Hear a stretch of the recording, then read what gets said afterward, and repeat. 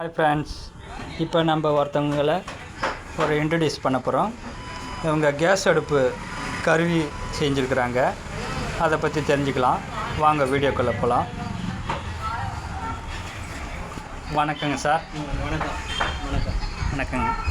இப்போ நீங்கள் ஏதோ கேஸ் அடுப்பு பற்றி ஏதோ கருவி செஞ்சுருக்கேன்னு கேள்விப்பட்டேன். கேஸ் அடுப்பு கேஸ் அடுப்பு சொல்லுற ஃபிட்டிங் இது வந்து ஃபிட்டிங். இந்த பைப்பு நம்ம என்ன செய்கிறோம், ஏன்னா கையால் சொல்லுவேன் கஷ்டமாக இருக்கும் இல்லையா? சரிங்க. முழுக்க முள்ள குழம்புல கையால் சொல்லுவேன் டைட்டாக இருக்கும். அதுக்காக இதை நம்ம என்ன செய்கிறோம், இப்படி வைக்கிறோம். இப்படி வச்சுட்டு இந்த போல்ட்டு இப்படி போடணும்.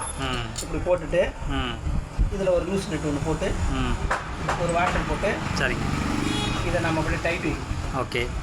இப்படி டைட் வச்சுட்டு அந்த கேஸ் அடுப்பு ரெகுலேட்டரில் வாயில் நம்ம இப்படி இதை பிடிச்சிட்டு இப்படி அழுத்தி சொன்னால் உள்ள ஒரு ரெகுலேட்டருக்கு சொருவ கஷ்டமாக இருக்குன்ட்டு ரெகுலேட்டரு அந்த பைப்பில் சொல்லுற அந்த கேஸ் அடுப்புலேயும் சொருவறதுக்கு கஷ்டமாக இருக்குன்ட்டு இந்த ஒரு கருவி செஞ்சுருக்கீங்க. இதை பிடிச்சிட்டு ரொம்ப சூப்பராக இருக்குங்க. இப்படி பிடிச்சி சென்டர் கரெக்டாக கிடைச்சிடும். ஓகே. பெண்ட் ஆகாது கொள்ளாது.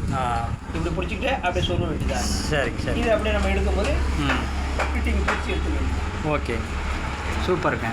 இந்த கருவி எத்தனை நாளாக நீங்கள் ட்ரை பண்ணுறீங்க? இப்போ தான் இது வந்து ரொம்ப நாளாக ஒரு 2-3 வருஷமாக நான் செய்யணும்னு நினச்சிக்கிட்டே இருந்தேன். சரிங்க. வந்து இன்றைக்கி தான் அது தூங்கிக்கிட்டே இருந்தேன். அந்த நேரம் அந்த கிணவு மாதிரி ஒன்று வந்துச்சு.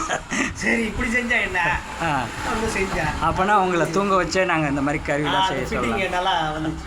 ஓகேங்க. இதெல்லாம் ஒரு பாட்டு நம்ம இதெல்லாம் செய்கிற மாதிரி தான் சரி ஒரு ரொம்ப நல்லா இருக்குங்க. இந்த மாதிரி நிறையா கருவிகள்லாம் செய்யணும்னு எனக்கும் அதை போட்டு ரெடி பண்ணி சரிங்களா இருக்குது. நல்லா பார்த்துங்க. இந்த மாதிரி தான் மிஷினு நல்லா இருக்கும். நல்லா நம்ம கை வலிக்க இந்த கருவி உங்களுக்கும் செஞ்சு தரணும், இது விலைக்கு வேணுனாலும் இவர்கிட்ட வந்து சொல்லுங்கள்.